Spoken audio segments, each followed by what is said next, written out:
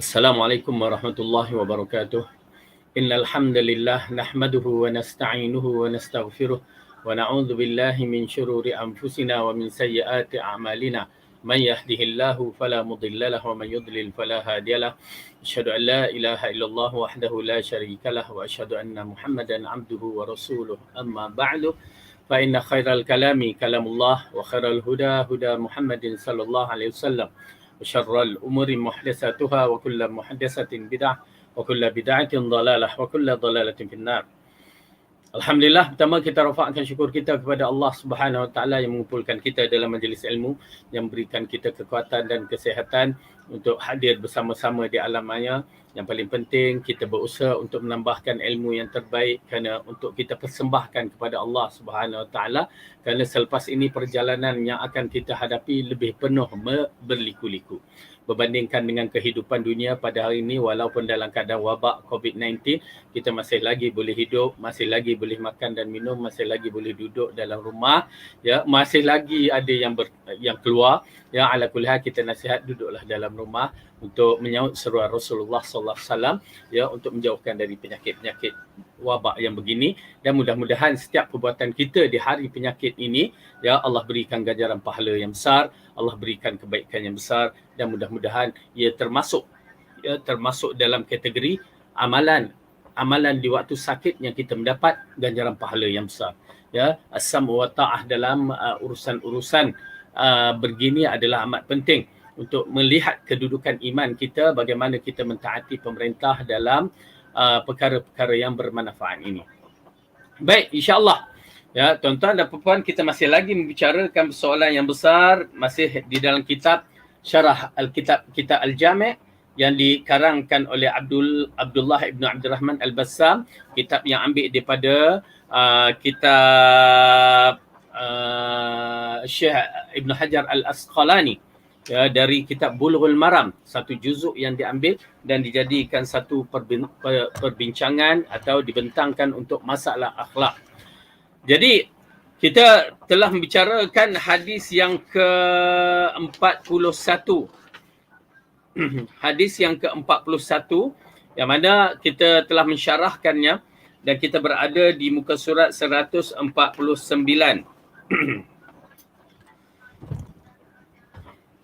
Di dalam hadis ini kita telah membicarakan tentang pertama hadis yang di tajuk yang besar itu kedudukannya hadisnya dhaif.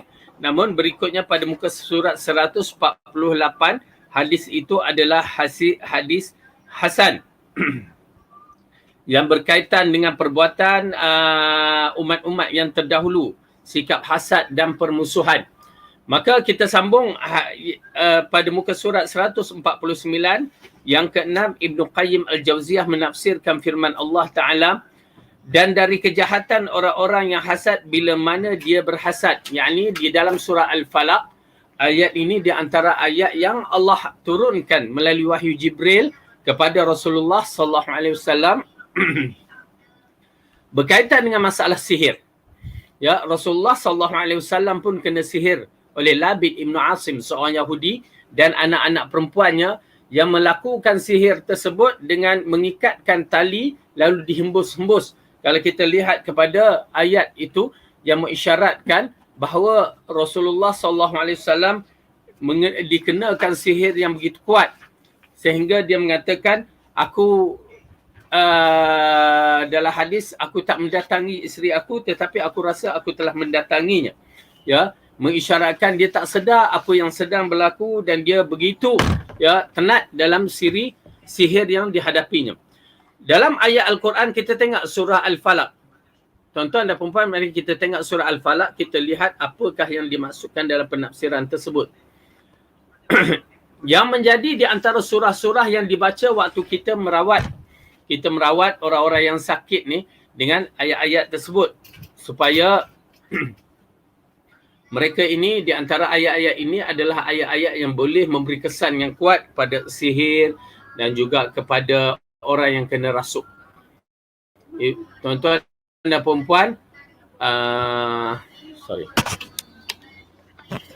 tuan-tuan dan puan-puan, ianya merupakan satu perkara yang besar kerana zaman sekarang kita lihat ramai yang kena rasuk dan ramai yang kena sihir. Oleh kerana itu kita memerlukan kekuatan dalam diri kita.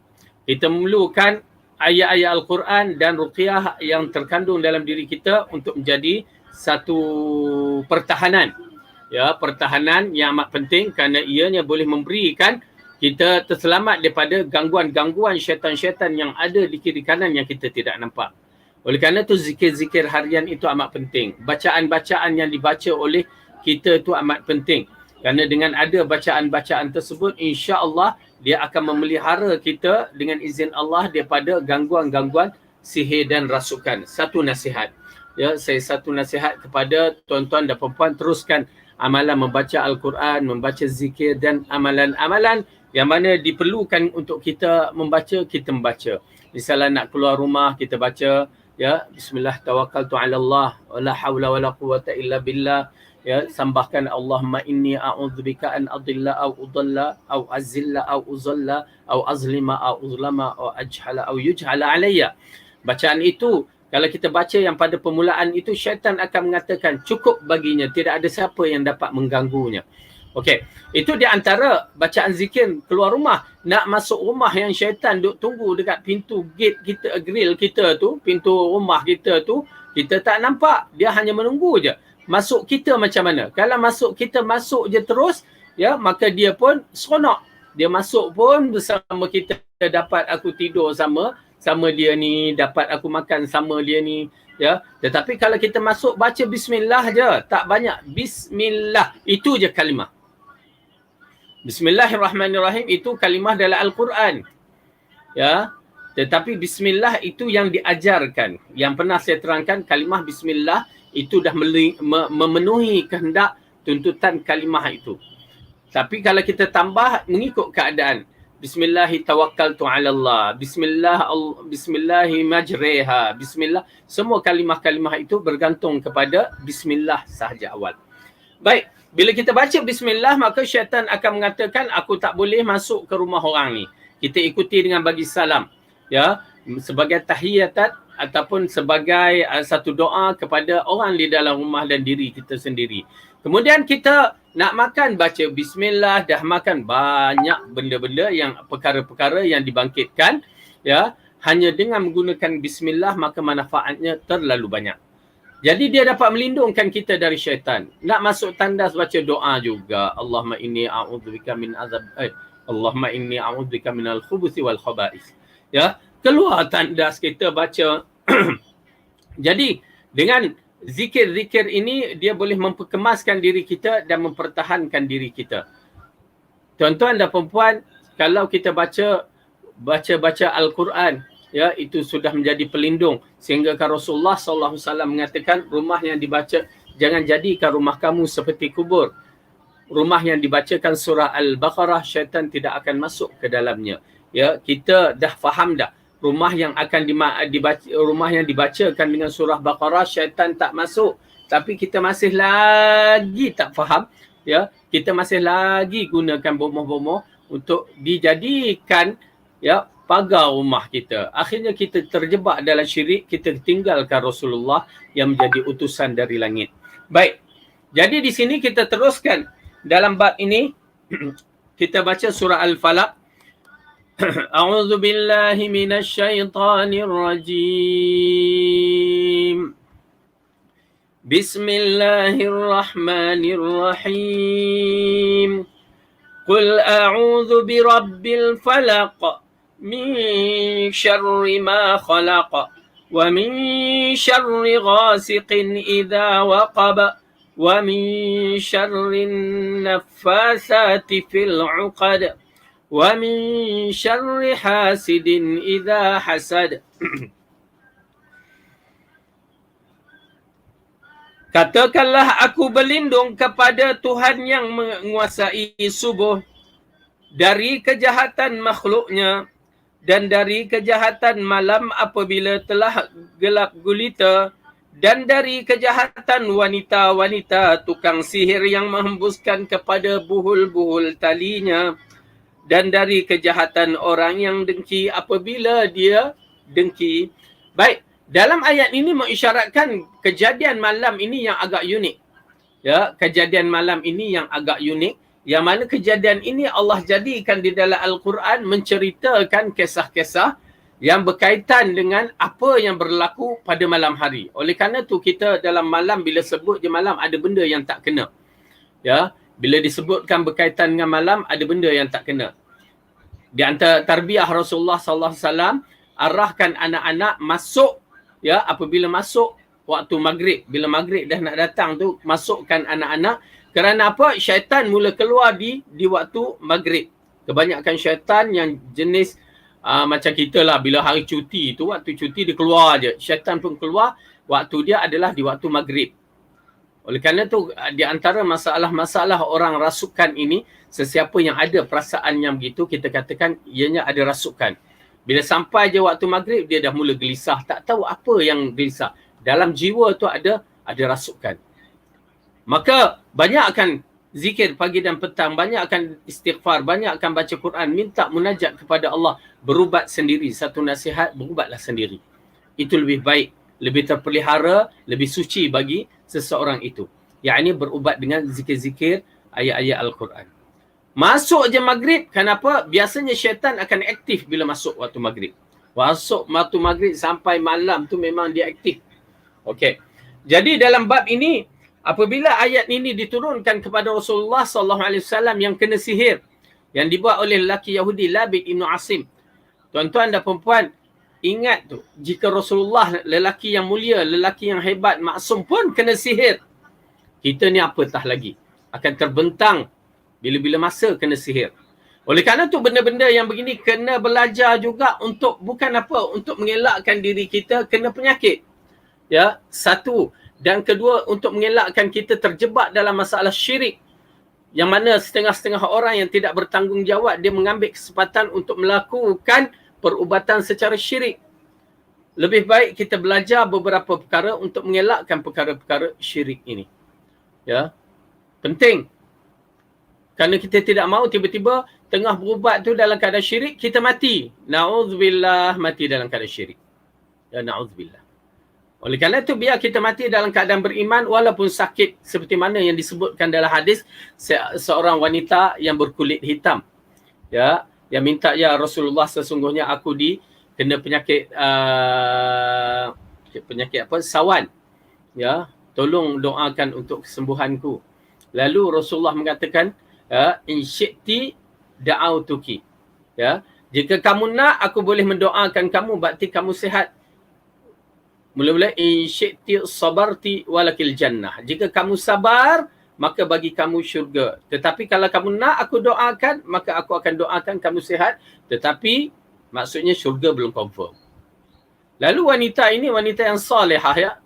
Walaupun dia berkulit hitam, dia mengatakan, ya Rasulullah, kalau begitu doakan aku supaya kalau kena sawan tu aurat aku tidak terbuka. Masya Allah. Dalam keadaan dia sakit pun dia sentiasa dalam takut, masih lagi ingin menjaga aurat dia. Kita tak sakit, Masya Allah, terbuka aurat kita, ya, terkepak-kepak, ya, macam apa lagi terbuka. Dan ada yang memakai pakaian macam pakai apa, balut apa, buah cepedak, buah nangka, ya, habis nampak bentuk badan. Na'udzubillah.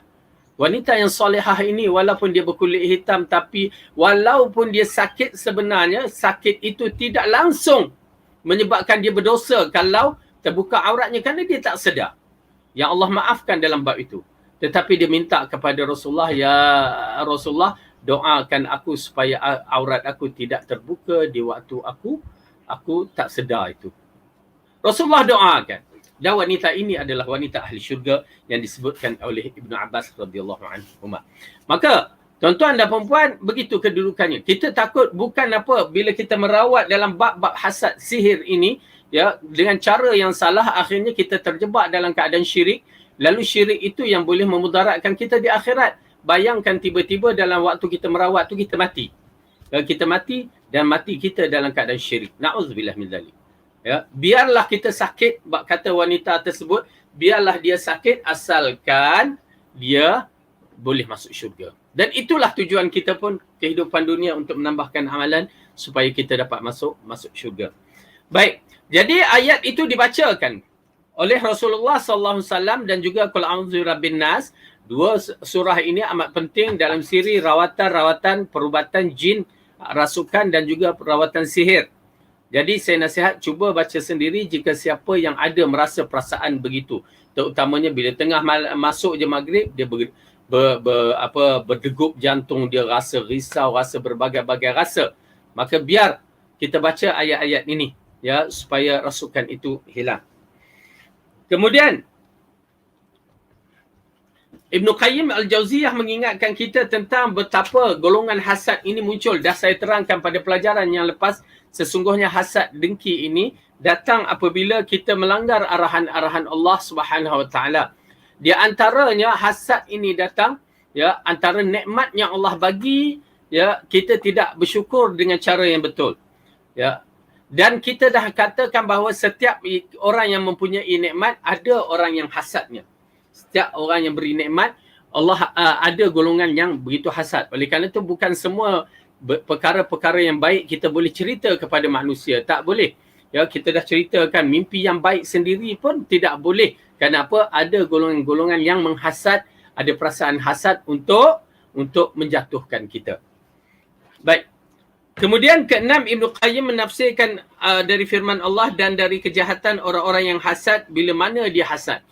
Kejahatan orang yang hasad, bila mana dia hasad, perhatikan bagaimana Allah membatasi pengertian kejahatan orang-orang yang hasad. Dengan firman-Nya, bila mana dia hasad, kerana mungkin saja ada orang yang memiliki perasaan hasad namun menyembunyikannya dan tidak nampakkannya, tidak nampakkan dengan wajahnya, tidak pula dengan lisannya, hati atau tangannya. Bahkan sedikit pun di dalam hatinya tidak pernah tersiar untuk melakukan saudaranya kecuali sesuatu yang disukai oleh Allah. Untuk kasus semacam ini sangat terang, yang dapat selamat darinya kecuali hanya tergelincir orang sahaja mendapat perlindungan Allah. Sedikit saja orang yang terselamat daripada perasaan hasad yang begitu. Dia mungkin ada perasaan tetapi dia tutupkan, dia cuba nak hilangkan, dia tak nak keluarkan perasaan hasad tu. Maka jika berlaku begitu, orang itu dikategorikan Masya Allah, mudah-mudahan Allah pelihara dia. Dia cuba nak selamatkan, ya, dia cuba elakkan. Tetapi yang menjadi isu bila seorang itu ya ada perasaan hasad, dia cuba nak keluarkan, nak menjatuhkan orang yang lain. Maka itu yang menjadikan perkara ini salah. Ya, menjadikan perkara ini salah. Hasad ini ada 3 bahagian, 3 tingkatan. Yang pertama yang baru dijelaskan tadi, hasad yang kita terangkan tadi. Yang kedua, tidak suka jika Allah mengurniakan nikmatnya kepada orang lain. Bahkan sebaliknya, dia lebih senang jika orang lain itu tetap pada kondisi semula. Bodoh, miskin, lemah ataupun kurang kualiti agamanya. Dia menghendaki agar orang lain tetap berada dalam kekurangan dan kelemahan. Ini di antara perkara-perkara yang jahat dalam hati orang yang hasad ni. Kalau boleh, tak ada siapa nak challenge dia. Ya, tak ada siapa yang lebih hebat daripada dia, terutamanya di saat-saat ya orang memuji dia, tiba-tiba ada orang lain yang menonjol kehebatan sehingga orang lain memandang kepadanya. Ya, na'udzubillah. Hasad semacam ini tergolong tidak suka terhadap sesuatu yang ditakdirkan. Dia cuba nak bantah takdir Allah. Kenapa Allah bagi nikmat kepada orang tu lebih. Ya, dia cuba nak bantah takdir. Okey, awal mulanya memang hasad terhadap sesuatu yang yang telah terjadi. Orang yang punya dua perasaan yang tidak ingin orang lain mendapat kenikmatan dan ingin orang lain di bawahnya adalah orang yang mempunyai hasad yang tulen. Dia memusuhi nikmat Allah, musuh hambanya dan pribadi yang dikecualikan Allah dan pribadi yang dibenci di sisi Allah dan manusia. Okey, ini diterangkan bahawa hasad yang dimiliki hasad yang sejahat-jahatnya. Yang mana hasad sejahat-jahatnya, dia tak suka orang melebihinya dan kalau boleh dia nak tengok orang tu jatuh. Satu. Dan kedua, dia telah menafikan takdir ketetapan Allah Ta'ala. Allah dah bagi suatu perkara tu di Lauh Mahfuz, dia tak boleh terima hakikat itu. Maka ia merupakan satu hasad yang jahat. Ya, menafikan takdir Allah. Dan dia boleh merosakkan iman jika dia menafikan takdir Allah dan dia cuba juga sampai orang tu jatuh, ya, maka dia akan mendapat dosa yang terlalu besar. Okey. Kemudian hasad ghibtah, yang kita bicarakan hasad ghibtah, berharap mendapat nikmat seperti mana dimiliki oleh orang lain tanpa ada keinginan nikmat tersebut lenyap dari pemiliknya. Hasad yang demikian tidak masalah pada pelakunya dan tidak dicela, kerana hal ini tidak berbeza dengan kompetisi untuk mendapatkan kebaikan. Allah Ta'ala berfirman, dan untuk yang demikian itu hendaklah orang berlumba-lumba, ya, dalam surah Al-Mutaffifin. Dengan arti kata lain, hasad yang disebutkan dalam perkara ini berkaitan dengan ghibtah ialah satu hasad yang dibenarkan. Yang disebutkan dalam perbahasan ulama, hasad yang dibenarkan ada dua. Pertama, orang yang melihat seorang itu suka kaya, yang suka menginfakkan harta. Lalu dia mengatakan, alang, jikalah aku sepertinya, ya, aku akan juga menginfakkan harta. Begitu. Dan yang kedua, orang yang berkaitan dengan orang yang ada ilmu. Dia mengatakan, jika aku mempunyai ilmu yang begitu, aku pun akan melakukan sepertinya, yakni qiyamul lail, berdakwah dan segala-galanya. Itu hasad yang dibenarkan. Ya, hasad yang dibenarkan. Kenapa? Dia tidak mahu menjatuhkan orang tu, tetapi dia nak sama beramal seperti orang tersebut. Baik. Di dalam hadis yang yang saya katakan tadi, la hasada illa fi isnatain, rajulin atahu Allahu malan fasallatahu ala halakati fil haqqi, wa rajulun atahu al-hikmatan fahuwa yaqdi biha wa yu'allimuha. Yakni tidak ada hasad kecuali dua orang, iaitu terhadap orang yang telah Allah berikan kepadanya harta, kemudian dia membelanjakannya di jalan kebenaran. Yang ni kalau kita nak berhasad pada dua orang ni, maksudnya kita dapat melakukan sepertinya. Yang pertama, orang yang diberikan harta lalu dibelanjakan harta tersebut di jalan yang benar. Kemudian orang yang diberikan hikmah ataupun ilmu, kemudian lalu dia mengamalkannya dan mengajarkannya. Ya, orang yang diberikan ilmu lalu dia beramal kan dengannya dan mengajarnya, maka ianya mendapat satu kedudukan yang begitu tinggi. Okey, dua hasad ni tak apa. Ya, tak apa. Hasad yang lain tidak dibenarkan sama sekali. Kalau yang ini namanya hasad ghibtah, ia sekadar peruncu dan pelakunya menjadi tergerak hatinya ingin mendapatkan bahagian kedudukan seperti yang dilihatnya, berharap mampu menyamainya serta ikut untuk berkompetisi. Inilah kemenangan secara bersamaan. Kemudian timbullah perasaan cinta terhadap para pelaku kebaikan dan berharap agar kenikmatan itu bersama-sama didapatinya. Hasad yang seperti ini sama sekali tidak termasuk yang dibicarakan dalam surah Al-Falaq. Okey, hasad yang begini dinamakan hasad mahmudah, hasad yang terpuji.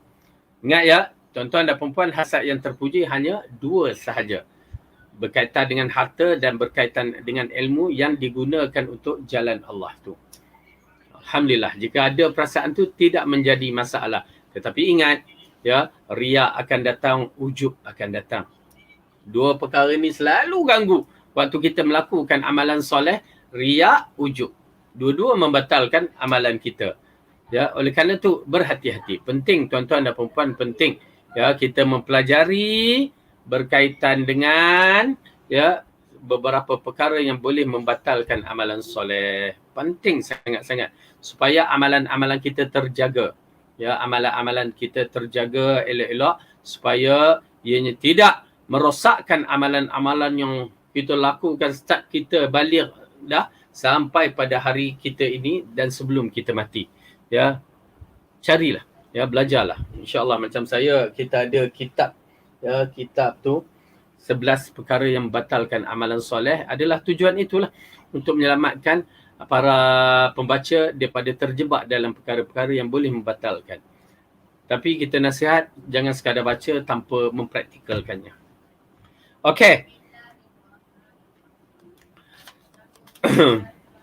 Ketujuh, Al-Ghazali berkata hasad termasuk penyakit hati yang terparah.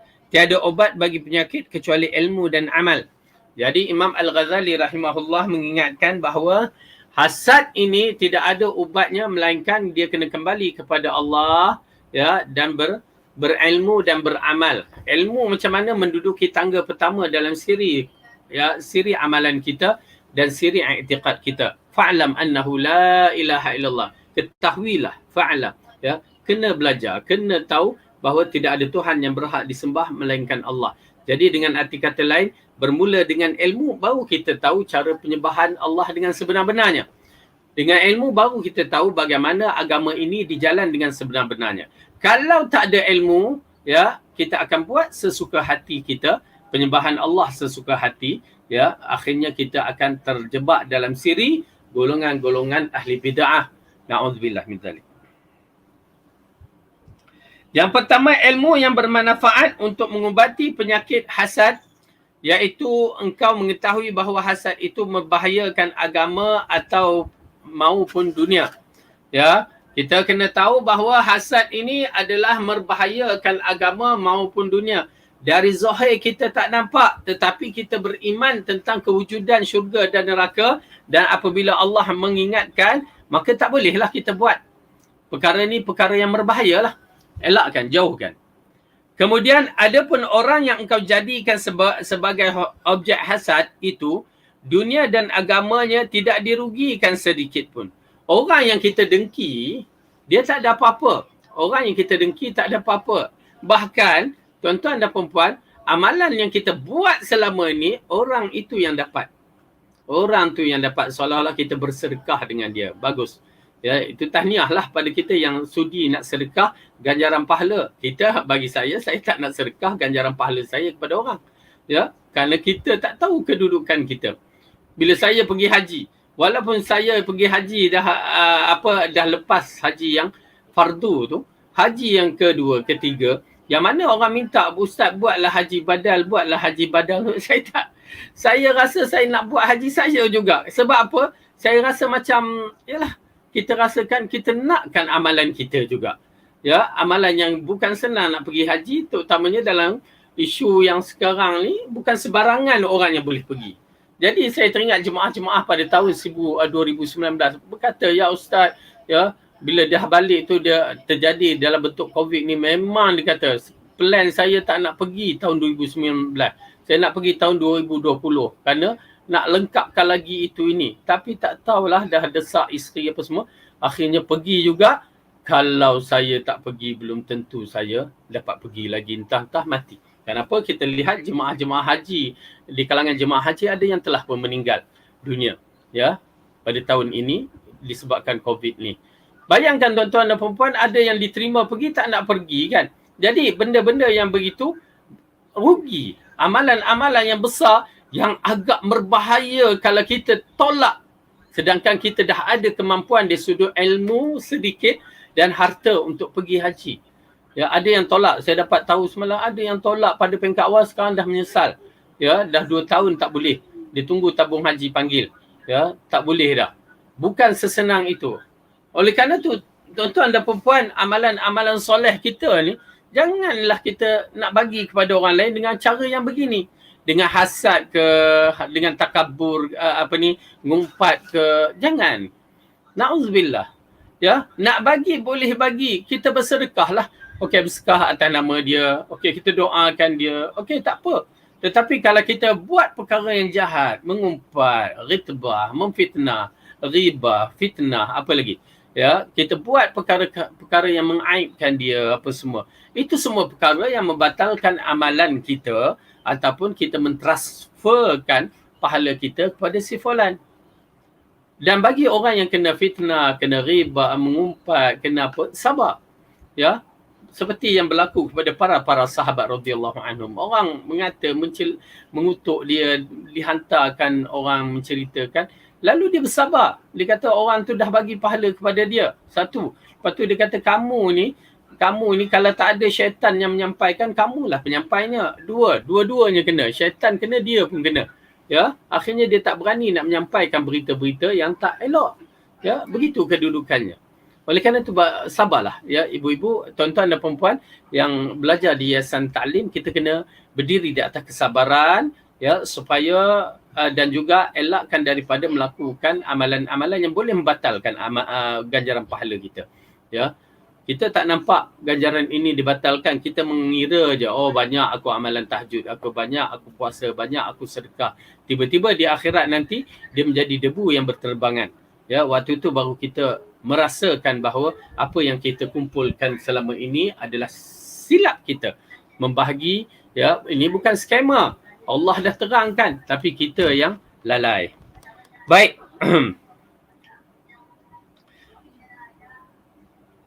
Ada pun orang yang engkau jadikan sebagai objek hasad itu di dunia dan agamanya tidak dirugikan sedikit pun. Bahkan dia akan diuntungkan di akhirat dari hasadmu itu. Kerana dia sebagai pihak yang terzalimi. Sedangkan keuntungan bagi dunia adalah siapa sahaja yang maksud membuat kesedihan di tengah-tengah manusia, maka tiada kesediaan yang lebih berat dibanding dengan apa dirasakan orang-orang yang hasad. Ya, ibu-ibu, tuan-tuan dan perempuan, dalam bab yang begini kita kena berhati-hati. Terutamanya dalam kita berhadapan dengan COVID-19 ni, satu benda yang menjadi perkara yang tidak baik adalah penyebar-penyebar berita yang tidak ada kepastian. Maksud tidak ada kepastian kerana kamu bukan bidangnya untuk berbicara tentang perkara-perkara tersebut. Lalu menakut-nakutkan orang, ya, mendatangkan kemusykilan pada orang 50-50 nak cucuk vaksin ke tidak, atau ini, ya. Kita katakan jangan, ya, jangan kita menakut-nakutkan orang dengan perkara-perkara yang tersebut. Kita kalau menakut-nakutkan orang mukmin, kita akan mendapat padah yang sama. Ya, dosa, ya, berdosa, dan juga dia boleh membatalkan amalan-amalan kita apabila kita menimbulkan fitnah kepada kelompok-kelompok yang lain. Yang kedua, amal paling jitu untuk menyingkirkan hasad adalah dengan melakukan sesuatu yang bertolak belakang dengan apa yang biasa diinginkan oleh perasaan hasad. Ya, jika hasad mendorong untuk iri, dengki dan mencela, hendaklah engkau berusaha memuji dan menyanjungnya. Okey, ini di antara perkara yang perlu kita lakukan apabila datang perasaan hasad, terus doa, ya Allah ampunkan dia.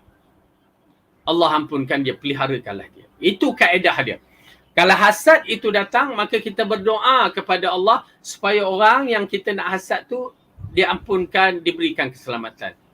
Kalau tidak, kita layan juga, jadi rosak diri kita dengan perasaan sentiasa ada perasaan buruk dalam jiwa kita, dan akhirnya syaitan berjaya. Tetapi kalaulah kita dalam siri waktu kita ada perasaan hasad, kita berdoa kepada Allah dengan keselamatan orang yang kita hasad itu, insya-Allah lama kelamaan perasaan itu akan hilang. Lama kelamaan perasaan itu akan hilang. Ya. Baik. Jadi jika hasad membawamu untuk berlaku sombong, maka hendaklah engkau mewajibkan dirimu bertawaduk. Jika hasad mencegahmu untuk terus memberikan bantuan, maka janganlah engkau kurangi kadarnya. Inilah dua obat mujarab bagi penyakit hasad, meskipun ia pahit namun sangat mudah diserapkan dengan memohon pertolongan kepada Allah. Tiada kekuatan dan daya kecuali milik Allah yang maha tinggi lagi maha agung. La haula wala quwwata illa billahil aliyyil azim. Okey, jadi dalam bab itu kita kena minta kepada Allah untuk kita berikan kekuatan ilmu dan amal melawan hasad ini. Hanya orang yang ikhlas betul-betul tak nak hasad tu ada dalam jiwanya yang sahaja akan selamat. Selain daripada itu, payah nak selamat. Kerana bila kita dah biasa, kita lawan hawa nafsu kita, hasad itu datang, kita lawan, kita jadikan doa, lama-lama dia akan hilang dalam minda kita. Perasaan nak hasad dengki itu. Ya, amat penting. Ya, tuan-tuan, mudah-mudahan Allah berikan kekuatan kepada kita untuk menghilang perasaan hasad itu dari diri kita semua. Amin ya rabbal alamin.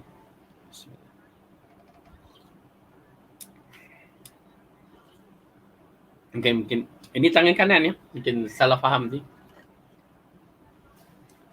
Baik.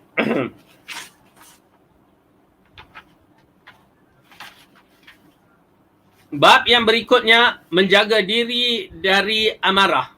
Ya. Menjaga diri dari amarah. Muka surat 152, hadis ke-42. Okay, menjaga diri dari perasaan marah. Maksudnya amarah sini bukan amirah. Ya, ke amirah, ke makcik amirah, bukan. Amarah, perasaan kemarahan. Hadis ke-42 dari Abu Hurairah radhiyallahu anhu, Rasulullah sallallahu alaihi wasallam bersabda, "Laisa syadidu bi sur'ah." Sur'ah, "Innama syadidu alladhi yamliku nafsahu 'inda al-ghadab." Maksudnya, orang yang kuat itu bukanlah orang yang kuat bergulat ataupun bergusti. Namun orang yang kuat itu adalah orang yang mampu menguasai dirinya ketika marah. Itu maksudnya. Ya, yang berkaitan dengan marah ini, ya, yang akan kita bahaskan dan dimukadimahkan dengan hadis bahawa Rasulullah sallallahu alaihi wasallam mengatakan bukanlah orang yang kuat itu ialah orang yang kuat bergusti. Dia angkat besi berat, stamina dia masya-Allah, muscle dia naik kan. Dia boleh terbalikkan orang, ya, bukan. Ya, kalau lawan tangan tu, menang saja. Ya, bukan. Tiba-tiba bangun subuh, tak larat nak bangun, nak angkat selimut pun tak larat waktu subuh. Nak angkat kelopak mata pun, aduh, beratnya. Itu bukan kuat namanya. Ya, itu ngecung je kuat. Kuat yang tak betul. Tetapi dalam hadis ini mengisyaratkan kekuatan yang sebenar itu bukanlah bergusti. Ya, kekuatan yang sebenar itu ialah menahan kemarahan bila kita marah. Itu dia. Kenapa? Kita boleh paksa orang. Macam saya sendiri boleh cakap bab ini. Tetapi bila sampai masanya nak tengok, ya, bagaimana kita tahan ke tidak kemarahan kita. Yang mana Rasulullah SAW kita akan saksikan bagaimana dia marah. Ya, bagaimana dia marah. Kita ni kalau marah anak kita tu pelepuk macam tu je.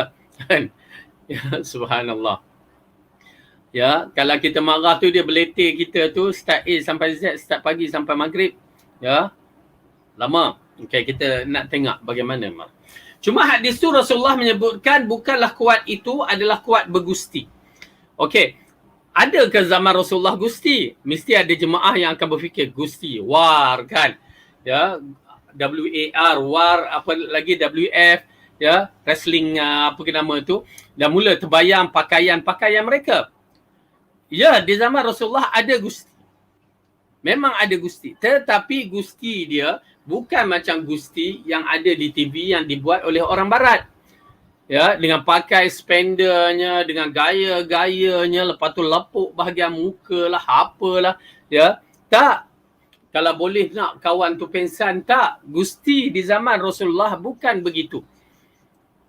Gusti di zaman Rasulullah. Okey, kita pernah, siapa yang macam kami dulu waktu kami belajar berkelompok dengan grup-grup Arab, ya, memang ditunjukkanlah di antara cara-cara gusti yang disebutkan di dalam hadis.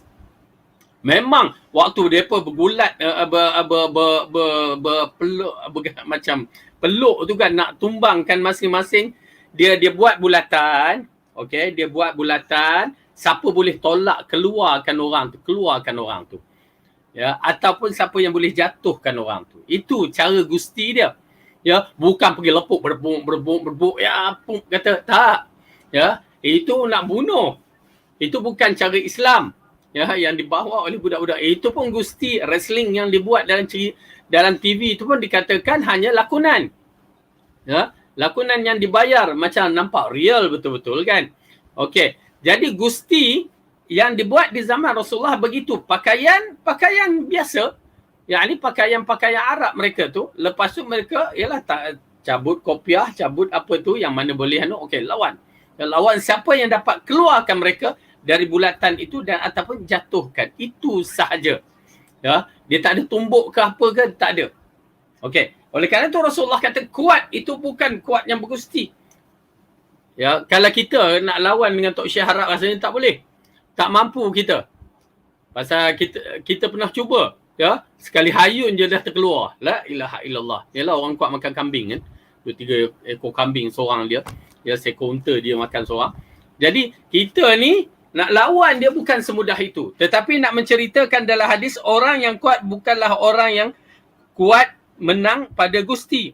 Namun orang yang kuat itu adalah mampu menguasai dirinya ketika marah. Jika kita lihat kandungan hadis. Pertama, hadis ini menjadikan dalil bahawa kekuatan yang sebenar itu bukan kekuatan otot atau kekuatan badan. Namun kekuatan yang sebenar di sini merupakan kekuatan hakiki, Bukannya seorang itu kuat adalah yang selalu menang dalam pertarungan, tetapi yang mampu menahan dan mengalahkan hawa nafsunya ketika marahnya sedang memuncak sehingga dia tidak terjerumus kepada perkara-perkara yang haram seperti kezaliman atau perkataan yang diharamkan, semisal mencela, melaknat dan menuduh orang berbuat zina dan sebagainya. Itu dia maksud dia. Pertama, bukanlah menafikan bahawa Islam itu lemah. Memang Islam itu kuat.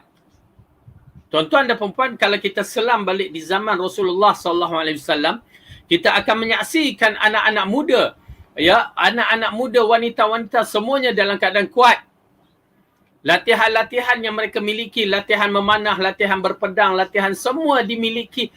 Orang lelaki semua memilikinya. Orang perempuan sebahagian daripadanya. Ya, terpaksa kita menyaksikan di kalangan wanita-wanita yang pergi berjihad. Ya, bukan pergi berjihad macam mana, dia tengok apabila Islam hampir dalam keadaan getir, dia keluar dengan kehebatannya. Asma waktu mengajar Abdullah ibn Zubair dalam siri pentarbiahan kekuatannya sehingga orang mengatakan, ya Asma, kenapa kamu didik anak-anak kamu macam nak membunuh? Tu ucapan. Ya, lalu Asma mengatakan, aku mendidik anak-anak aku supaya tidak dibunuh. Begitu. Berarti lasak didikan ini. Dan didikan ini telah hilang pada umat kita zaman sekarang, masyarakat kita zaman sekarang. Ya, anak kita ni fragile. Tak boleh usik sikit. Aduh, nak mati ke hanya kena pisau sikit je. Nak mati. Nak ke ambulans. Ya, kena cubit sikit, meraung tu dia macam kena rotan, 10 rotan. Anak kita tak kuat. Anak kita sibuk dengan gadget-gadget, main gadget. Menang, aku kuat. Tu je. Tuan-tuan dan puan-puan, hilang. Itu pasal kekuatan Islam sebenarnya hilang. Disebabkan anak-anak masyarakat kita tidak kuat.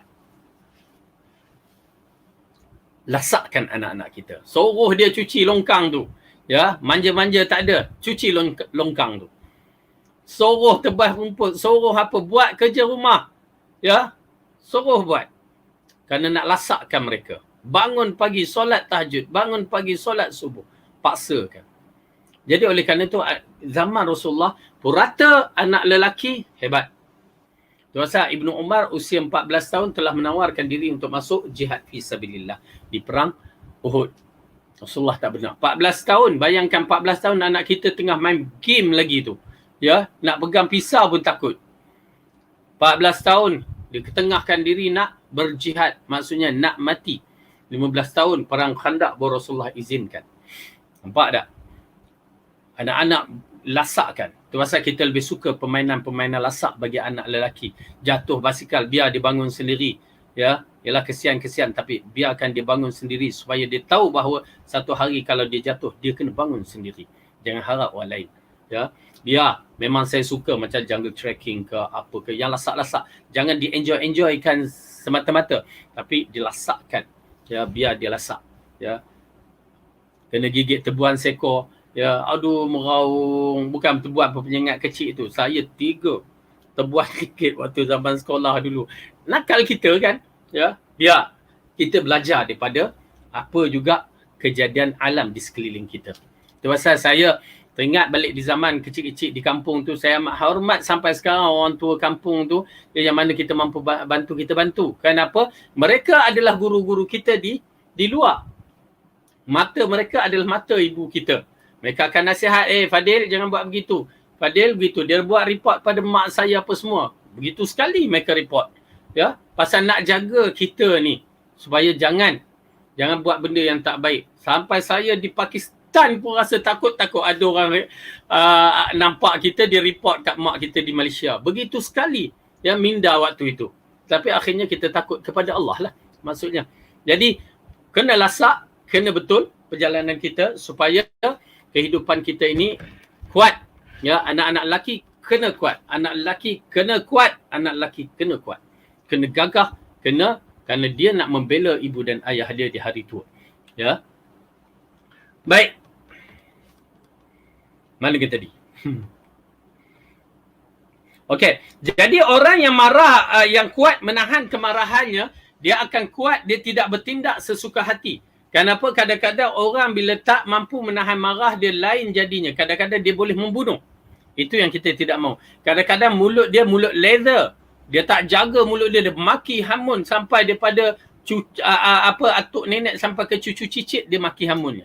Maka ini bukan tabiat orang yang kuat sebenarnya. Ini tabiat orang yang kalau ikutkan dalam hadis bacul. Orang yang tidak berakhlak, orang yang tidak mempunyai kebaikan sewaktu dia marah. Ya, dia nak orang takut kat dia, dia nak orang respect kat dia. Orang takut pada dia tetapi orang tak respect pada dia. Dengan perbuatan-perbuatan tu. Okey. Kemudian yang kedua, marah adalah tekanan alami akibat rangsangan tertentu. Jika jika ada rangsangan, maka tekanan alami ini akan keluar dengan wujud keinginan untuk membalas. Orang yang kuat iaitu yang selalu berjuang mengatasi rangsangan amarah sehingga reduplah gejolak jiwanya untuk membalas dendam. Okey, ini di antara perkara yang diterangkan bahawa marah ni dia akan membuat satu emosinya yang tersendiri. Bila emosi itu terganggu, dia akan melakukan sesuatu untuk melepaskannya. Jadi orang yang cepat marah ini, ya, maksudnya orang ni tidak sihat. Maka dia kena berusaha untuk bila berlakunya, okey, kontrolkan diri dia. Mungkin ada perasaan marah, tetapi dia akan cuba kontrol perasaan itu sebaik-baik yang mungkin. Ya. Okey. Kemudian, orang yang kuat yang selalu berjuang mengatasi rancangan amarah sehingga redup gejolaknya jiwanya untuk membalas dendam. Orang yang baik apabila dia dah kontrol jiwanya, dia coolkan keadaan, ya, bila coolkan keadaan dah sampai reda, barulah dia buat keputusan. Itu di antara orang yang baik dan keputusan dia mantap. Okey, tu pasal hakim kenapa dia tidak boleh membuat keputusan di waktu dia marah. Dalam hadis mengatakan hakim tidak boleh membuat keputusan sewaktu dia marah. Kerana bila dia buat keputusan sewaktu dia marah, keputusan biasanya akan bercanggah daripada kebenaran. Keputusan mengikut emosi dia. Ya, misalnya dia baru lepas bergaduh dengan bini dia nak buat keputusan kat mahkamah. Tak boleh. Ya, dia tengok pula orang yang kena tu perempuan. Lagi dia geram nak buat keputusan lagi yang tak kena. Maka pada ketika itu hakim kena duduk beristirahat dulu, rehat dulu, coolkan keadaan. Ya, maka barulah dia boleh membuat keputusan yang baik. Okey, baik. Ketiga, Al-Bukhari rahimahullah dan dari hadis Abu Hurairah radhiyallahu anhu, Rasulullah bersabda, "Anna rajulan qala lin-nabiy sallallahu alaihi wasallam awsini faqala la taghdab." Seorang lelaki pernah berkata kepada Rasulullah sallallahu alaihi wasallam, "Wasiatkanlah aku." Baginda bersabda, "Jangan marah. Kamu jangan marah." Dia ulang balik dalam riwayat yang lain, dia minta ulang balik, Rasulullah tetap kata, "Jangan marah." Diulang lagi, Rasulullah kata, "Jangan marah." Okey. Pertama, para sahabat akan cuba mendapatkan nasihat-nasihat khusus kepada Rasulullah sallallahu alaihi wasallam untuk dijadikan bekalan. Ya, dijadikan bekalan kehidupan dia harian. Seolah-olah bila disebutkan wasiat ialah satu perkara yang kalau berlaku perpisahan itu dia akan memegang sebagai satu pegangan dirinya kerana itu adalah wasiat. Okey, tetapi dengan syarat kalau bab-bab wasiat bagi orang yang mati ni ada batas-batasnya, terutamanya berkaitan dengan harta. Ya, berkaitan dengan harta ada had-hadnya. Baik.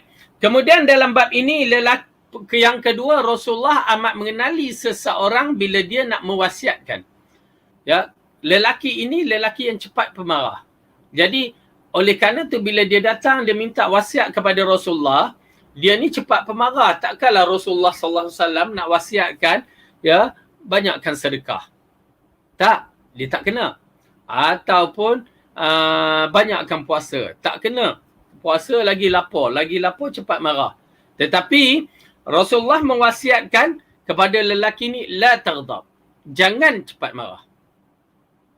Diulangkan dalam riwayat yang lain, diulangkan 2-3 kali. Rasulullah kata, la taghdab. La taghdab. Lelaki ini masih mengharapkan, ingat wasiat yang lain akan muncul. Tak, itulah wasiat dia sehingga bersurai. La taghdab. Okey.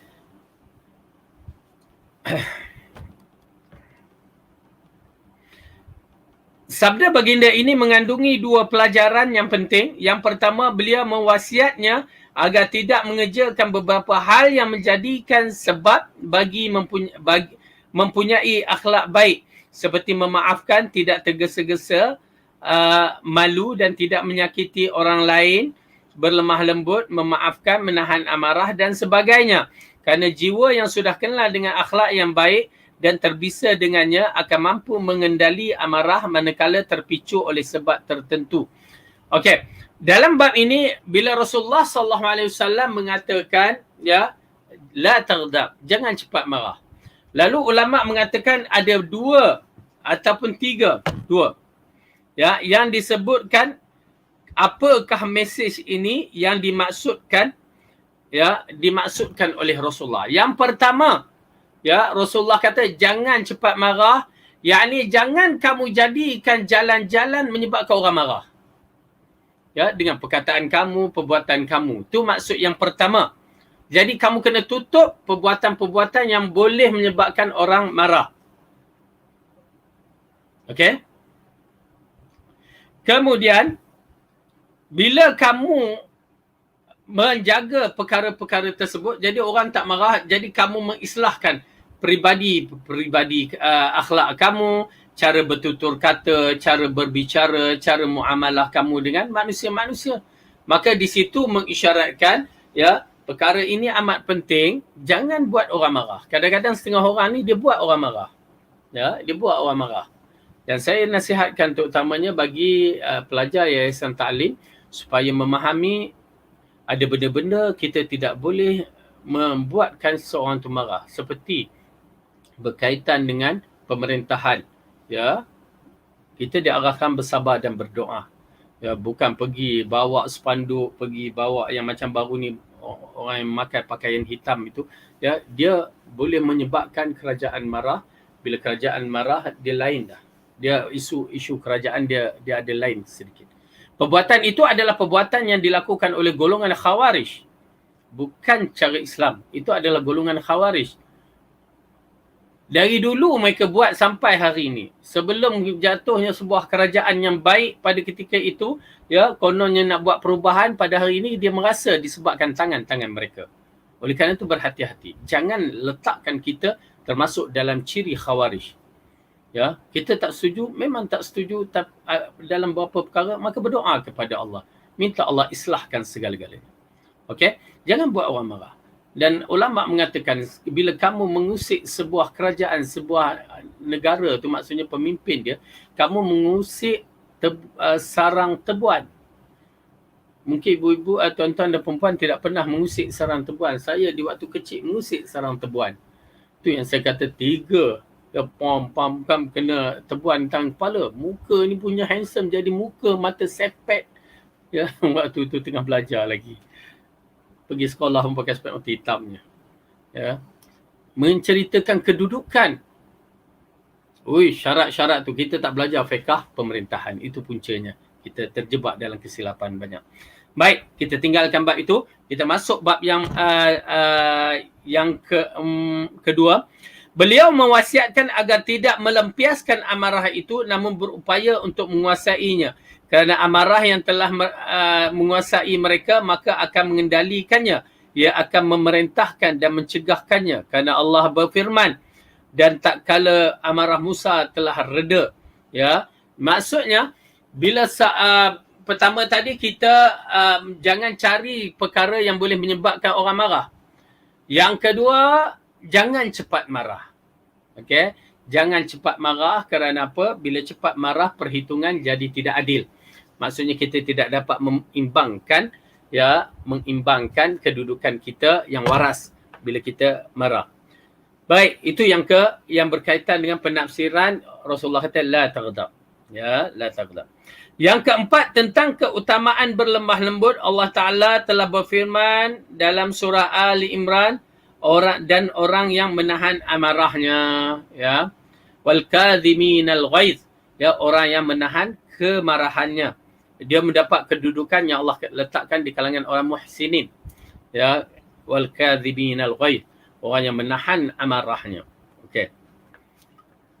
Dan apabila dalam ayat surah Syura, Dan apabila mereka marah, mereka pun memberi maaf. Ya, mereka marah tapi mereka cepat memberi maaf. Ini di antara sesuatu yang sukarlah. Ya, itu pasal ulama mengatakan orang yang paling baik dalam bab ini ialah orang yang lambat marah, cepat maafnya, hilangnya. Ya, bab marah ini orang yang paling lambat marah dan cepat hilangnya di antara orang yang terbaik. Okey. Diriwayatkan dari Abu Daud serta At-Tirmidzi dan dia menghasankannya, ya hadis bertaraf hasan, dari Muaz bin Anas Al-Juhani, Rasulullah SAW bersabda, "Man kadhima al-ghaizan wa huwa qadirun ala an yunfidhahu, da'ahu Allah azza wa jalla ala ru'usil khalaiq yawm al-qiyamah hatta yukhayyiruhu Allah minal hurul ain ma syaa." Barang siapa yang menahan amarahnya padahal mampu untuk melampiaskannya, maka Allah akan memanggilnya di hadapan semua makhluk pada hari kiamat dan Allah akan menyuruhnya untuk memilih bidadari yang dikehendakinya. Masya Allah, ini di antara kelebihan.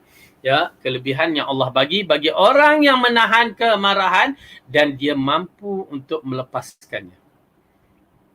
Bukan orang yang menahan kemarahan pasal dia tak mampu melepaskannya. Itu lain. Ya. Ini orang yang mampu untuk melepaskannya, dia tahan, ya, dan ianya bukan sebarangan. Orang yang kuat, misalnya Rasulullah pada hari Fathul Mekah, ya, dia mampu untuk menghukum semua penduduk Mekah yang telah mengkhianati agama Allah tu, bila-bila masa je kalau dia nak pancung ke apa boleh. Tapi apa dia? Kata dia maafkan. Seperti mana Nabi Yusuf memaafkan abang-abangnya sewaktu dia berkuasa.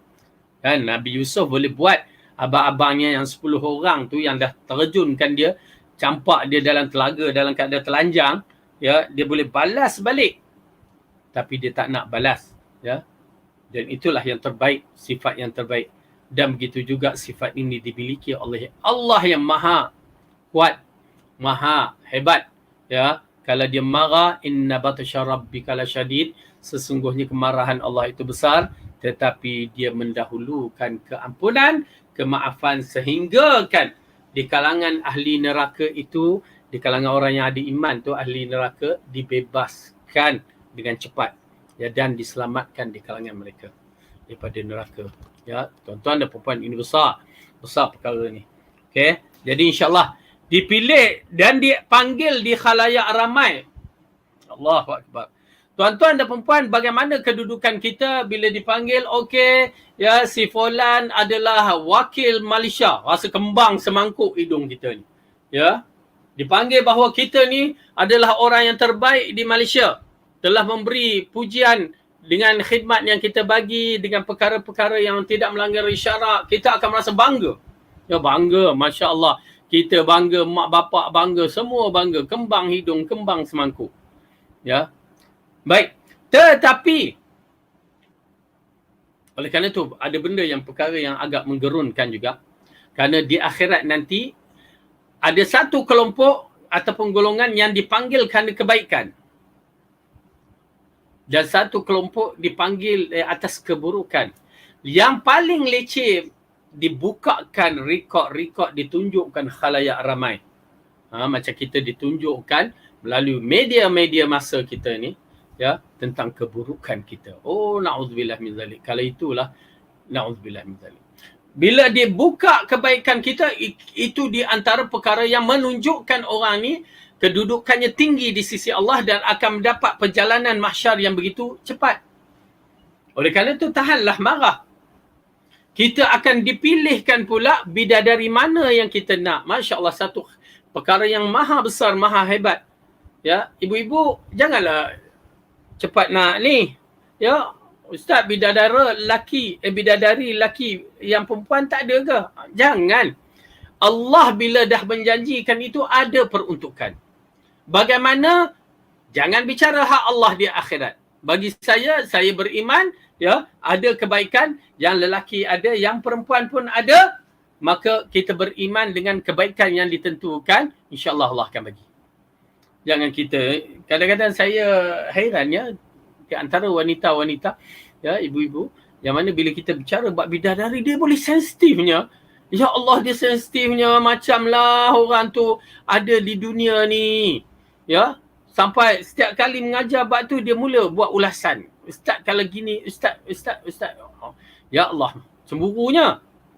Ya, cemburunya. Jadi kalau cemburu begitu, ibu-ibu, lakukan baik pada suami. Tu dia. Ya, penting sangat tu. Buat baik pada suami. Ya, layan suami sebaik-baik mungkin. Ya, kalau ibu-ibu berletih, ya, entah apalah sebab letih, kalau suami tu buat solat ke, buat wajib dia tak tunai, mungkinlah. Tetapi kalau semuanya baik, cuma teknikal je. Ya, teknikal, ya, tak beli lauk kedai mamak ke, tak beli baju baru ke, cushion ke. Ingat, para bidadari sedang menunggu apa yang kita ucap. Kalau ucap tak baik, bidadari itu menyumpah ranah kita ni, yakni dia marah kita. Ya, adalah hadis yang sahih mengisyaratkan, ya, wahai wanita-wanita, ya, apabila Rasulullah mengatakan kepada wanita-wanita yang berkata-kata atau melakukan perkara yang tak baik pada suaminya yang soleh, yang ni suami yang bagus, macam suami kita lah bagus kan. Okey, apa wanita syurga mengatakan bila dia melihat wanita-wanita yang membuat perkara yang tak baik kepada suaminya? Wahai si fulan, wahai si wanita, ketahuilah sesungguhnya suami kamu berada dengan kamu seperti orang yang musafir yang singgah sekejap. Dia bukan kekal dengan kamu kalau begitu. Dikhawatiri kalau dia mati, dia akan bersama kami di sana. Habis kita dah tak ada pula pasangan kita. Ya, sedangkan kita tahu, oleh kerana itu suami pun kena tahu, ya, isteri kita bukan bidadari. Tak perfect. Memang tak perfect. Ya, satu. Dan kedua, kita kena tahu bahawa Rasulullah dah bagi tahu sifat perangai perempuan ni. Sabar je lah. Itu yang boleh kita cakap. Apa dia? Kita buat kebaikan sepanjang masa, tiba-tiba silap teknikal je sikit. Sikit je. Dia boleh ungkit. Ya, dia boleh ungkit kesalahan kita start daripada hari kita angkat nikah. Aku terima nikah dengan Joyah misalnya, ya, sampai hari dia bergaduh tu. Dia boleh ungkit kesalahan-kesalahan kita. Kita pun blur. Adakah aku buat begini? Kita orang lelaki tak mengira. Tapi itu yang Rasulullah katakan. Yang dikatakan kufur asyir. Maka jangan, wanita-wanita jangan. Ya, kufur asyir itu menyebabkan kita masuk neraka. Ramai wanita dimasukkan neraka disebabkan itu. Maka lelaki bersabar. Bersabarlah kedua-duanya, ya, supaya kita dapat masuk syurga bersama. Dan itu sebaik-baiknya. Masuk syurga bersama dengan anak bini kita, suami kita, keluarga kita, tok nenek kita, cucu-cucu kita, yang mana Allah menjanjikan kebaikan kepada kita. Wallahu a'lam bissawab. Hadis yang berikutnya, muka surat 154.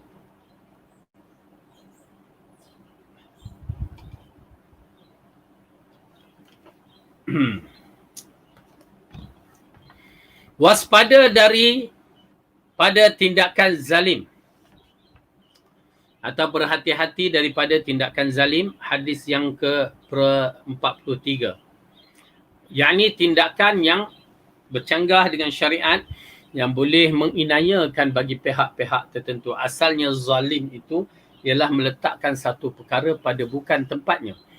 Kopiah kita letak kat tapak kaki, ataupun gambar kasut kita letakkan kepada kepala. Itu zalim itu. Okay. Zalim dia perkataan zulumat, kegelapan. Inna syirka la zulmun azim. Sesungguhnya syirik itu kezaliman yang amat besar, yang kegelapan yang amat besar. Hati dia tertutup, gelap atas gelap. Okay. Itu dia zalim. Istilah zalim. Pertama, hadis ini muttafaqun alaihi, yakni Rasulullah mengatakan dari Ibnu Umar radhiyallahu anhu, Rasulullah sallallahu alaihi wasallam bersabda, "Az-zulmu zulumatu yaumal qiyamah." Kezaliman itu adalah kegelapan pada hari kiamat. Muttafaqun alaih. Baik. Dalam bab ini kita bicarakan kegelapan manakah yang dimaksudkan pada kezaliman ini. Yang disebutkan dalam hadis Rasulullah sallallahu alaihi wasallam mengisyaratkan Bahkan dalam Al-Quran menceritakan bagaimanakah perjalanan kita di mahsyar. Tuan-tuan dan perempuan, bermula daripada tiupan sangkakala yang kedua kita dibangunkan. Seperti mana tumbuh-tumbuhan dibangunkan, ditiupkan angin sepoi-sepoi kata orang tu. Lepas tu dipercikkan dengan hujan gerimis. Lalu kita seperti tumbuh-tumbuhan bangun. Ya, bangun, jadilah kita manusia yang seperti mana Adam dijadikan pada peringkat awal, 60 hasta, tanpa pakaian, tanpa berkasut dan tidak berkhitan. Okay. Kemudian Allah berikan kepada orang-orang yang tertentu berpakaian. Habis orang yang tak pakaian, lantak mereka itu urusan Allah, bukan urusan kita. Cuma Aisyah pernah mengatakan, ya Rasulullah, tak ada perasaan malu ke pada waktu itu? Ya Aisyah, al-amru asyad. Suasana pada waktu itu bukan memikirkan lain dah, memikir nafsi nak selamatkan. Ya. Saya teringat dalam kalau kita tengok dalam macam tsunami punya klip video. Ya, orang dah lemah, tolong. Dia nak tolong dah dekat, takut. Aku ni belum tentu selamat lagi. Terpaksa biarkan, habis. Saudara mara, anak beranak, tak boleh nak selamatkan. Waktu World Trade Center yang kena letup tu kan, ya, boom, jatuh tu. Bagaimana orang-orang yang lari tu kita tengok dalam keadaan habis anak pun dia dah tak kisah, dia campak semata-mata untuk menyelamatkan. Kegerunan tu amat dahsyat. Begitu juga keadaan mahsyar, permulaan itu dah menunjukkan kedahsyatan, tak mampu nak tengok orang dah tak ada apa-apa dah. Ya, tak fikirkan tu, fikir nafsi. Allah selamatkan aku, apa jadi pada diriku ni, tak tahu. Kemudian kita tahu Allah putihkan muka seorang tu dan gelapkan muka seorang itu yang disebutkan dalam surah Ali Imran, yauma tabyaddu wujuhum wa taswaddu wujuh. Maka pada hari itu keluar cahaya bagi orang yang beriman, putih, dan gelap bagi orang kafir. Itu cahaya yang pertama muncul. Cahaya iman kita. Ibu, tuan-tuan dan perempuan, pastikan cahaya iman kita ni cahaya yang cantik. Oleh kerana itu kita kena beriman kepada Allah, beriman hari akhirat, semua mengikut cara Rasulullah. Fa in amanu bimithli ma amantum bihi faqad ihtadaw. Jika mereka itu beriman seperti mana kamu Muhammad dan para sahabat beriman, mereka mendapat petunjuk. Datang kita pergi ambil iman cara yang salah. Cara falsafah. Akhirnya kita, na'udzubillah, cahaya tidak akan muncul. Ambil tu. Kita memerlukan cahaya, ya, memerlukan cahaya yang terang benderang di hari kegelapan di akhirat. Nanti kita akan sampai. Tang mana kegelapannya? Okey. Waktu kita berada di mahsyar, kita dah tahukan dengan azab-azab yang disediakan dan kebaikan-kebaikan mengikut amalan masing-masing. Dan kita minta para nabi, di antaranya ulul azmi, bermula daripada Adam, lepas tu Nuh, Ibrahim, Musa, Isa dan Rasulullah, untuk disyafaatkan untuk berbicara dengan Tuhan, untuk melepasi perkara-perkara tersebut. Ya. Kemudian kita melalui tempat-tempat yang mana matahari sejengkal yang dikatakan sejaraknya yang dekat, ya, bercahaya, tetapi cahayanya panas. Panas sangat-sangat. Yang dikatakan perlu sampai kemuncaknya sampai ke mulut. Ya, yang Rasulullah mengangkat mulutnya, dia letak begitu. Kalaulah kita ini manusia yang dimatikan kemudiannya, maka lama dah mati. Tapi tidak dimatikan. Maka kita berjalan satu persatu, ya, bermula dengan syafaat-syafaat yang muncul, kemudian datang waktu penyerahan kitab, datang waktu hisab, datanglah waktu mizan. Orang kafir terus dilontarkan ke dalam neraka yang penuh kegelapan, ke api yang membakar dengan dahsyatnya. Orang mukmin masih ada lagi cahaya. Maka cahaya wuduknya telah muncul. Cahaya tua pula. Cahaya uban-ubannya muncul. Orang tua di dalam Islam. Maka Rasulullah menunggu di Al-Haud, disambutnya. Orang-orang munafik berpecah waktu itu dan ahli bid'ah berpecah. Kerana kategori ahli bid'ah juga ada di kalangan mereka adalah kategori munafik. Maka sampai satu tempat perhentian, apabila Allah suruh sujud, maka orang beriman akan sujud. Maka dimasukkan mereka di satu bahagian dipaksa, pelepasan, dan orang munafik di satu bahagian pelepasan yang lain. Maka waktu tu, pum, hilang cahaya. Ya, cahaya yang di mahsyar tu hilang. Gelap segelap-gelapnya. Maka di situlah muncul cahaya. Maka Allah mengatakan zulumatil yaumil qiyamah, di situlah kegelapannya. Tuan-tuan dan perempuan, kegelapan di hari akhirat menggerunkan kerana kita nak melintasi titian sirat. Kita nak berjalan pun di dalam rumah kita memerlukan cahaya. Nak jalan kat luar, kalau kita dulu pernah duduk kat kampung, kan, orang kampung, memerlukan cahaya nak tengok jalan. Takut ada ular ke apa ke. Apatah lagi kalau kita ni orang kampung dahulu yang nak lalu lintas di atas jambatan tu, bukan jambatan, titi Batang Pinang. Oi. Bukan semudah itu. Memerlukan cahaya. Kerana cahaya boleh mengimbangkan kita waktu kita berjalan. Kalau tak, langgar sana, langgar sini, habis semua dilanggar. Oleh kerana itu, kegelapan di akhirat merupakan kegelapan yang menakutkan. Kerana kita nak melintasi titian sirat yang disebutkan lebih halus daripada rambut dan lebih tajam daripada mata pedang. Bagaimana kita nak melintas? Rupanya titian sirat itu mengikut amalan soleh kita. Kalau amalan soleh kita cantik, bermula daripada akidah kita cantik, titian itu membesar mengikut amalan kita. Itu ya Rasulullah kata cahaya keluar pada ketika itu dengan berbagai-bagai cahaya. Cahaya yang keluar daripada seorang itu sebesar bukit. Bila sebesar bukit dibagi misal, macam kita berada di stadium ataupun tempat-tempat yang mana kalau kita naik highway tu, macam kita highway di apa ni, nak masuk Guthrie itu kan, ya, daripada highway apa ni, plus ni, masuk tu tengok cahaya lampu seterang-terangnya. Ataupun di stadium bola tu terang seterang-terangnya. Bahkan lebih lagi, seterang matahari dimunculkan mengikut amalan soleh kita. Waktu tu, kalau dah cahaya sebesar tu, semua akan melepasi dengan mudah. Zoom, zoom, zoom. Seperti kilat. Dan ada cahaya hanya sebesar tiang lampu yang di jalanan biasa ni. Ya Rasulullah kata sebesar pokok kurma. Masih lagi di kategori cahaya yang besar. Dan ada cahaya mengikut amalan-amalan soleh, cahaya yang sebesar torchlight yang kecil yang ada pada ibu kaki masing-masing, bila diangkat keluar cahaya, bila diletak hilang cahaya. Itu last di antara cahaya-cahaya yang terang yang nak digunakan untuk melintasi titian sirat. Zulumat, kegelapan di hari akhirat menakutkan. Isteri suami dah tak ada nak fikir, mah abang tolong, abang tarik, ya kaki sakit apa, tak ada dah. Kamu lantaklah kamu, aku ni sekarang ni. Kalau para nabi pun mengatakan, ya, apa ucapan doa para nabi? Allahumma sallim, sallim. Ya Allah, selamatkan dia, selamatkan umatnya. Ya, kita ni bagaimana? Wallahu alam, tak tahu siapa dulu, isteri ke, suami ke, anak-anak ke. Kita dah tak tahu waktu tu, mengikut amalan. Oleh kerana itu, nafsi.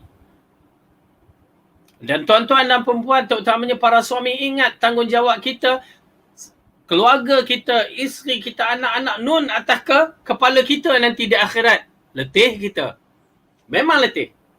Mereka nak kait je.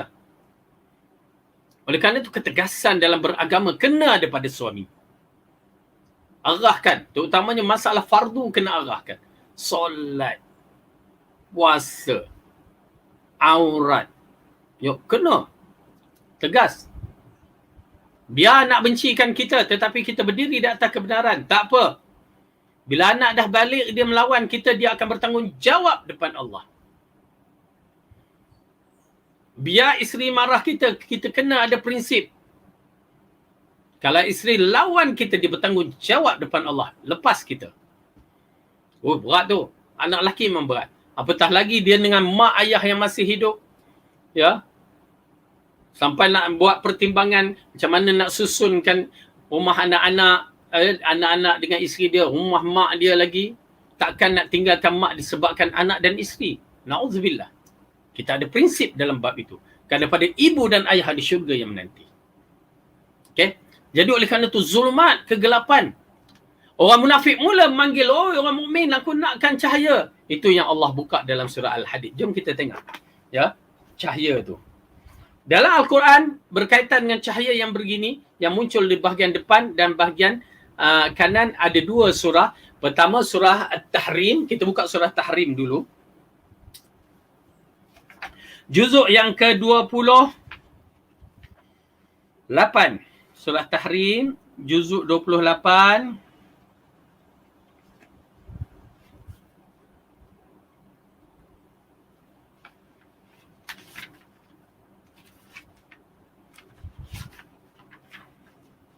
Jumpa? Surah yang ke-66. Okey. Surah 66 ayat yang ke-8. Bukan surat 561. Okey. Surah Tahrim, surah 66, juzuk 28, muka surat 561, ayat yang ke-8. A'udzu billahi minasy syaithanir rajim. Ya ayyuhalladzina amanu tubu ila Allahi taubatan nasuha. عسى ربكم أن يكفر عنكم سيئاتكم ويدخلكم جنات تجري من تحتها الأنهار يوم لا يخزي الله النبي والذين آمنوا معه نورهم يسعى بين أيديهم وبأيمانهم يقولون ربنا أتمم لنا نورنا واغفر لنا إنك على كل شيء قدير. Wahai orang-orang yang beriman, bertaubatlah kepada Allah dengan taubat yang semurni-murninya. Mudah-mudahan Tuhan kamu akan menghapuskan kesalahan-kesalahan kamu dan memasukkan kamu ke dalam syurga yang mengalir di bawahnya sungai-sungai.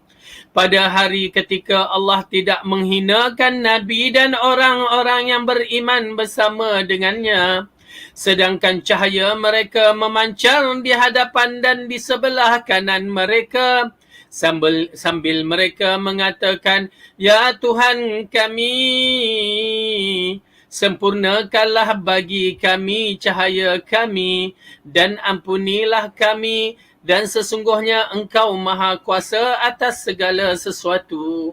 Ya, ini di antara perkara yang disebutkan oleh Allah Subhanahu Wa Taala bahawa di akhirat kelak cahaya ini akan muncul bagi orang yang beriman. Ya, di bahagian depan dan di bahagian kanan. Sebelah kanan dia keluar cahaya, bahagian depan keluar cahaya. Ini waktu perhentian nak menuju ke titian sirat dan di waktu atas titian sirat. Okey, tuan-tuan dan puan-puan, kita lihat ayat yang berikutnya lagi yang berkaitan cahaya di dalam surah Al-Hadid juzuk ke-27, surah yang ke-57. Juzuk 27, surah 57, ayat yang ke-12 kita mulakan. Muka surat 539.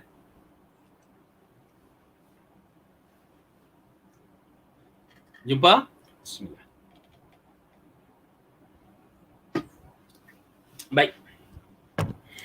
A'udzu billahi minasy syaithanir rajim. يوم ترى المؤمنين والمؤمنات يسعى نورهم بين أيديهم وبأيمانهم بشراكم اليوم جنات تجري من تحتها الأنهار خالدين فيها ذلك هو الفوز العظيم. Yaitu pada hari ketika kamu melihat orang mukmin lelaki dan wanita, sedangkan cahaya mereka bersinar di hadapan dan di sebelah kanan mereka.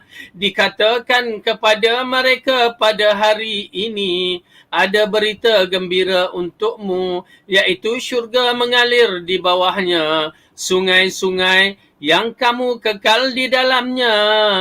Inilah keberuntungan yang amat besar. Tuan-tuan dan puan-puan, sewaktu kita ada di perhentian tu, mana buku tu poster saya?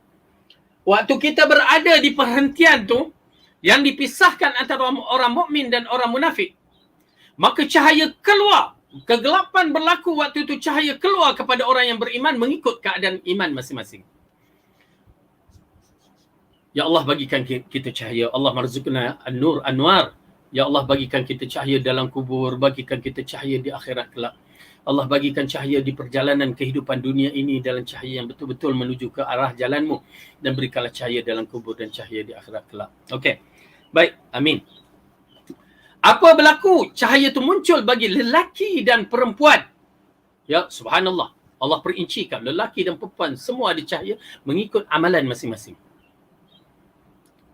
Dan dikhabarkan waktu itu, nun di sebalik sana, titian sirat, ada syurga menunggu. Bayangkan tuan-tuan dan perempuan, bila kita dengar, kat sana ada ni, kita akan berlumba-lumba. Ya, kita nak pergi juga. Pasal kita dah berdaftar semua.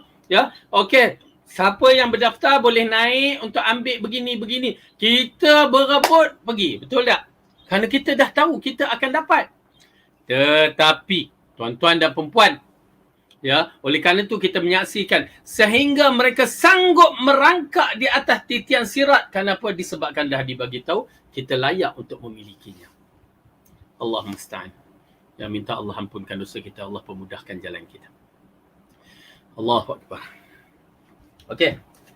Ayat itu menceritakan lagi bagaimana kedudukan orang munafik. Okey, lihat.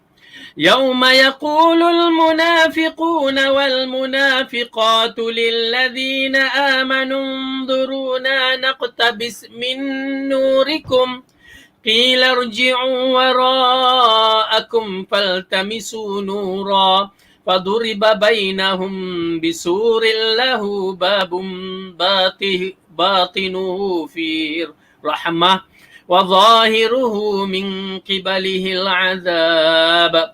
Pada hari ketika orang munafik lelaki dan perempuan berkata kepada orang yang beriman, tunggulah kami supaya kami dapat mengambil sebahagian dari cahayamu.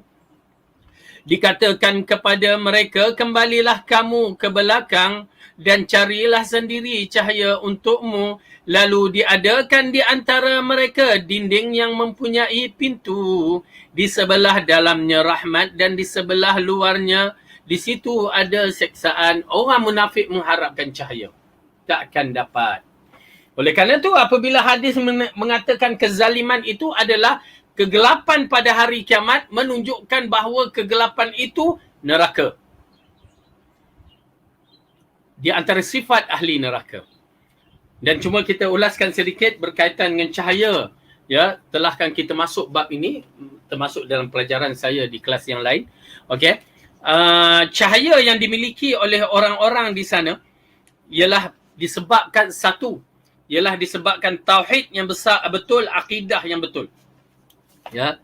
Tauhid yang betul ini membawa kepada seorang itu cahaya yang betul-betul terang, ya, benderang di akhirat kelak. Kalau tauhid tak betul, akidah tak betul, ya, maka dia tidak akan memiliki cahaya. Kemudian yang kedua, orang yang memiliki cahaya di hari akhirat kelak ialah orang di kalangan mereka ialah orang yang fakir beriman. Ya, fakir yang beriman disebabkan ya kedudukan mereka tidak ada apa-apa harta yang untuk dihisap, dan kedua mereka termasuk di kalangan orang yang terinaya oleh pemimpin-pemimpin mereka. Ya, syarat mereka itu adalah orang yang beriman. Okey. Ada hadis dia ya diriwayatkan oleh Ibn Hibban.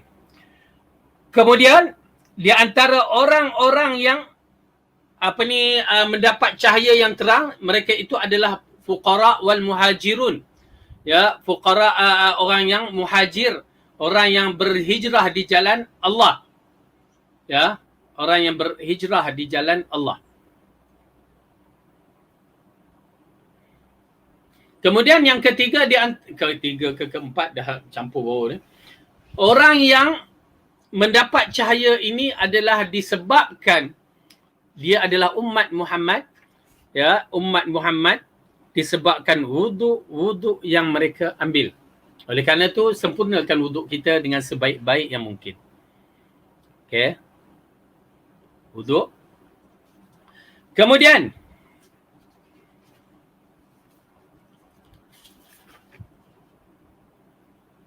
di antara cahaya yang yang dimiliki adalah disebabkan mereka maintain menjaga solat mereka. Solat fardu diikuti dengan solat-solat sunat, kerana disebabkan hadis yang mengatakan sesungguhnya solat itu adalah cahaya. Ya. Rasulullah mengatakan at-tahur syatrul iman wa wudu syatrul iman. Isbaghul wudu, lepas tu alhamdulillah, dan akhirnya disebutkan as-salatu nurun. Ya, as-salatu nurun. Okey, solat itu cahaya. Kemudian di antara sebab-sebab cahaya ialah orang yang pernah melakukan haji sewaktu dia melontar jamrah. Ya, kenapa? Jamrah itu adalah cahaya. Ya, cahaya mereka di akhirat. Idza ramaita jimara kana laka nuran yaumal qiyamah. Bila kamu membaling jamrah yang kita baling, maka ia adalah cahaya kita di akhirat nanti. Kemudian orang yang membaca surah Kahfi pada hari Jumaat. Ibu-ibu, tuan-tuan dan puan, hari ini hari Jumaat, baca surah Kahfi. Ya, dia memberi cahaya kita, ya, sehingga Jumaat ke Jumaat cahaya daripada kita sampai ke Mekah, nilaian cahaya tu akan dibentangkan di akhirat kelak. Ya, subhanallah. Itu kelebihan dia. Dan cahaya yang berikutnya untuk orang-orang yang menjadi mujahidun fi sabilillah. Ya. Okey, rasa cukup kat situ dahulu. Ya, mudah-mudahan Allah berikan kita cahaya yang terang benderang untuk kita bawa cahaya itu di mahsyar kelak pada hari orang gelap gulita, dan kita mempunyai cahaya kita yang tersendiri. Jadi tuan-tuan dan puan yang dirahmati oleh Allah Subhanahu Wa Taala, mudah-mudahan dengan ilmu yang bermanfaat ini kita berusaha untuk menjadikan diri kita yang terbaik, menjadikan hamba-hamba Allah yang terbaik, dan mudah-mudahan dengan adanya diri kita menjadi hamba Allah yang terbaik, kita akan dimasukkan ke dalam syurga yang terbaik. Wallahu a'lam bissawab. Yang baik itu datang daripada Allah, salah dan silap dari kelemahan saya sendiri. Aqulu qawli hadza wa astaghfirullah li wa lakum. Wassalamualaikum warahmatullahi wabarakatuh.